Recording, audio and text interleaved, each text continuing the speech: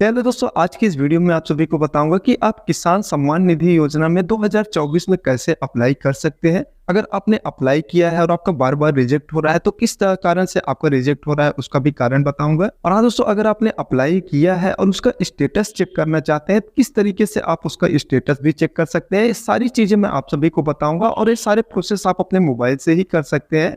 तो कैसे कर सकते हैं, ज्यादा टाइम ना वेस्ट करते हुए सीधा आपको अपने मोबाइल की स्क्रीन पे ले चलता हूँ और वहीं पे आपको सारा कुछ करके दिखाता हूँ।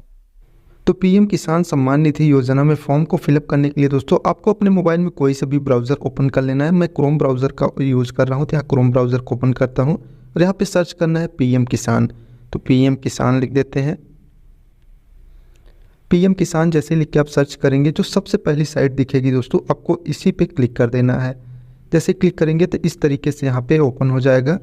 देख सकते हैं इस तरीके से पूरी वेबसाइट ओपन हो जाएगी जहाँ पे इस तरीके आपके मोबाइल में दिखेगा। तो दोस्तों पीएम किसान सम्मान निधि योजना में फॉर्म को फिलअप करने के लिए, फॉर्म भरने के लिए कुछ क्राइटेरिया भी हैं कि आपके पास 10 डिसमिल से ज़्यादा ज़मीन होनी चाहिए और आप इनकम टैक्स रिटर्न फाइल नहीं करते हैं, तभी आप इसमें फिलअप कर सकते हैं। वैसे तो दोस्तों आपने जैसे सर्च करेंगे या आपको लिंक डिस्क्रिप्शन में मिल जाएगी, आप वहाँ से भी जाकर चेक कर सकते हैं अपनी क्राइटेरिया को। अब क्या करना है, न्यू रजिस्ट्रेशन करने के लिए दोस्तों सबसे ऊपर में ही आपको न्यू फार्मर रजिस्ट्रेशन यहाँ देखने को मिल जाता है।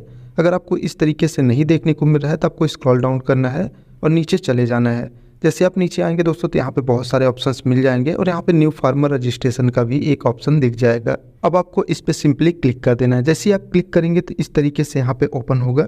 यहाँ पे देख सकते हैं इस तरीके से ओपन होगा, जहाँ पे आपको सबसे ऊपर में ही दिखेगा rural farmer registration, urban farmer registration. तो अगर आप ग्रामीण क्षेत्र से है तो आप रूरल को सिलेक्ट करेंगे, अगर आप शहरी क्षेत्र से हैं तब आप अर्बन को सिलेक्ट करेंगे। तो यहाँ पे मैं ग्रामीण यहाँ पे सिलेक्ट कर लेता हूँ। अब इसके बाद आपको क्या करना है, यहाँ पे अपना आधार नंबर डालना है, यहाँ पे मोबाइल नंबर डालना है। दोस्तों ऐसा मोबाइल नंबर डालिए जो आधार कार्ड से लिंक हो और वही मोबाइल नंबर आपके बैंक अकाउंट से भी लिंक हो। उसके बाद आपको यहाँ पे स्टेट सिलेक्ट करना है और कैप्चा डाल के यहाँ पे गेट ओटीपी पे कर देना है। तो चलिए मैं डाल देता हूँ ये सारी चीज़ें। तो दोस्तों यहाँ पे मैंने सारी चीज़ें फिलअप कर दी है। अब सिंपली गेट ओटीपी पे क्लिक कर देना है। जैसे आप गेट ओटीपी पे क्लिक करेंगे तो जो भी मोबाइल नंबर आपने डाला है उस पर एक ओटीपी सेंड किया जाएगा, उसको आपको यहाँ पे डालना है।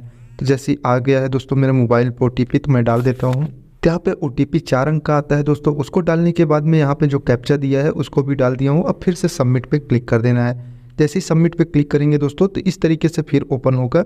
अब जो भी आपने आधार नंबर दिया है उस आधार नंबर से जो भी मोबाइल नंबर ऐड है उस पर एक ओटीपी फिर से सेंड किया जाएगा, उसको यहाँ पे डालना है। तो चलिए मेरे मोबाइल पे आ गया है, मैं इसको भी डाल देता हूँ। यहाँ पे ओटीपी डालने के बाद में दोस्तों यहाँ पे कैप्चा दिया है, इसको भी यहाँ पे फिलअप करना है। फिलअप करने के बाद में वेरीफाई आधार पे क्लिक कर देना है। जैसे ही आप क्लिक करेंगे तो इस तरीके से यहाँ पे आधार सम्मान निधि योजना का फॉर्म यहाँ पे ओपन होगा। अब आपको इसको यहाँ पे फिलअप करना है, कुछ इस तरीके से यहाँ पे ओपन हो जाएगा। यहाँ पे सबसे ऊपर में आपको स्टेट दिखेगा जो कि आपने पहले से ही सिलेक्ट किया था, तो यहाँ पे आपका सिलेक्ट नहीं करना पड़ेगा, वहाँ से आ जाएगा। उसके बाद यहाँ पे आपको डिस्ट्रिक्ट सिलेक्ट करना है, सब डिस्ट्रिक्ट मतलब तहसील सिलेक्ट करना है, ब्लॉक सिलेक्ट करना है और अपना यहाँ पे गाँव या विलेज सिलेक्ट करना है। उसके बाद में आपका यहाँ पे आधार कार्ड से बाकी डिटेल यहाँ पे कैप्चा कर लेगा दोस्तों। तो चलिए इन सबको यहाँ पे मैं भी फिलअप कर देता हूँ, फिर आगे का प्रोसेस बताता हूँ। यहाँ पे सारी चीज़ें मैंने फिलअप कर दी है दोस्तों। अब इसको स्क्रॉल डाउन करना है।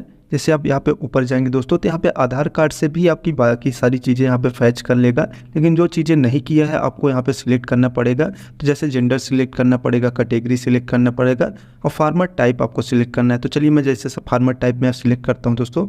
तो यहाँ पे आपको बताना है कि आप एक स्मॉल फार्मर है या अदर हैं। अदर मतलब आप बड़े फार्मर हैं। स्मॉल फार्मर दोस्तों आपके पास 1 से 2 हेक्टेयर ज़मीन होनी चाहिए तब आप स्मॉल फार्मर में हैं, लेकिन अगर उससे ज़्यादा है तो आप अदर या बड़े फार्मर में आ जाते हैं, तो आपको अदर सिलेक्ट करना है। तो मेरे पास ज़्यादा जैसे ज़मीन नहीं है तो मैं स्मॉल फार्मर में यहाँ सिलेक्ट करता हूँ।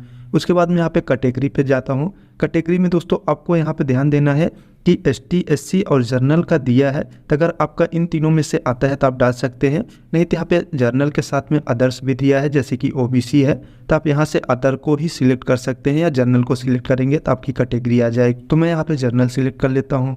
तो उसके बाद दोस्तों यहाँ जेंडर तो पहले से सिलेक्ट है, इस तरीके से देख सकते हैं। अब यहाँ पे सिलेक्ट आईडी टाइप में आपका आधार कार्ड रहेगा, तो आधार कार्ड को ही रहने देना, कुछ आप यहाँ पे चेंजेस मत करना। और यहाँ पे आधार कार्ड से सारी चीज़ें यहाँ पे फैच करके एड्रेस वगैरह सब कुछ ले लेगा, तो आपको कुछ यहाँ पे डालना नहीं है।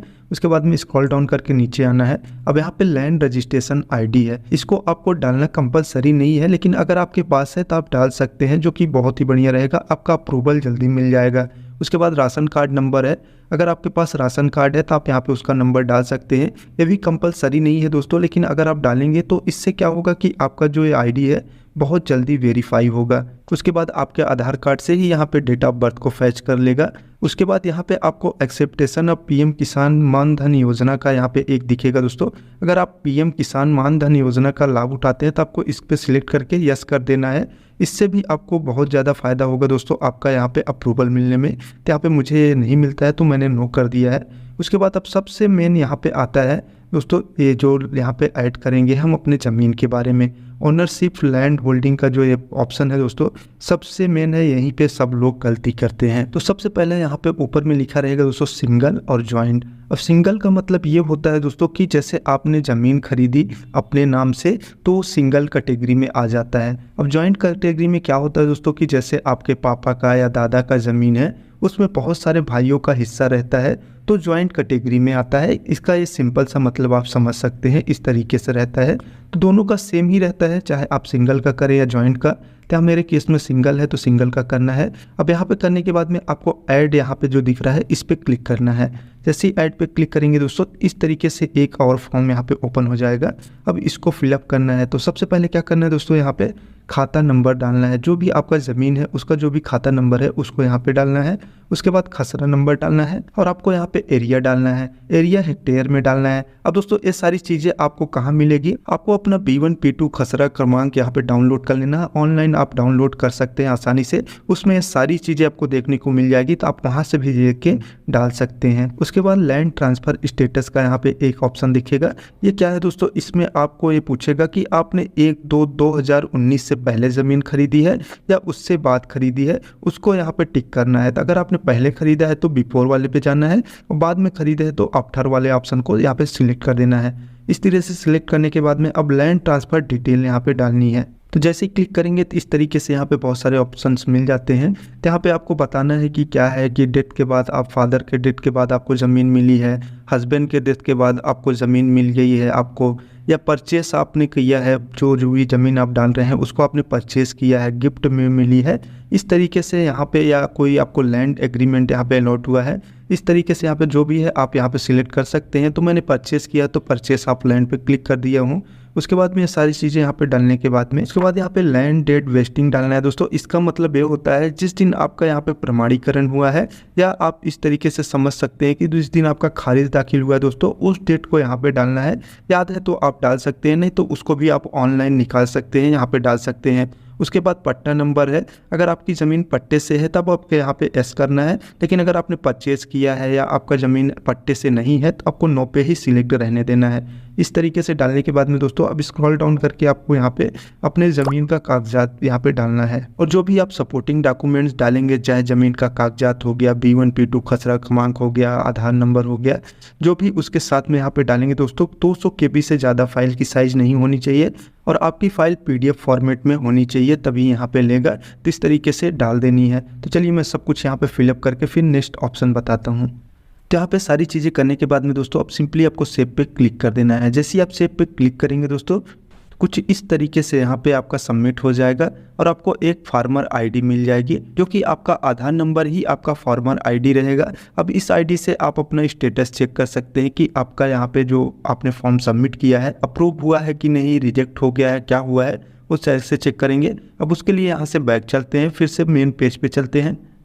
तो होम स्क्रीन पे आने के बाद में दोस्तों अब आपको फिर से स्क्रॉल डाउन करके नीचे जाना है, और नीचे चले जाना है दोस्तों। यहाँ पे आने के बाद में आपको दिखेगा status of self registration farmer CSC farmer. तो इस पर आपको सिंपली क्लिक करना है। जैसे आप इस पर क्लिक करेंगे तो इस तरीके से यहाँ पे ओपन हो जाएगा। तो आपको अपना आधार नंबर डालना है, और यहाँ पे जो कैप्चा दिखेगा उसको यहाँ पे आपको डाल के सर्च कर देना है। जैसे सर्च करेंगे दोस्तों तो आपके सामने ओपन हो जाएगा, और वहाँ पे आपको दिखाएगा कि आपका किस स्टेज पे पहुँचा है, डिस्ट्रिक्ट स्टेज पे पहुँचा है, किस स्टेज पे पहुँचा है, अप्रूव हुआ है कि नहीं, अगर रिजेक्ट हुआ है तो क्यों हुआ है, उसका भी कारण आपको दिखाएगा। तो उस तरीके से आप वहाँ से भी जाके देख सकते हैं। ये था सारा प्रोसेस कि आप किसान सम्मान निधि योजना में 2024 में कैसे अप्लाई कर सकते हैं। आशा करता हूँ दोस्तों आपको सब कुछ अच्छे से समझ में आया होगा, लेकिन अगर आपको कुछ नहीं समझ में आया तो आप कमेंट के माध्यम से पूछ सकते हैं, मैं आपके कमेंट पर जरूर से रिप्लाई करूंगा।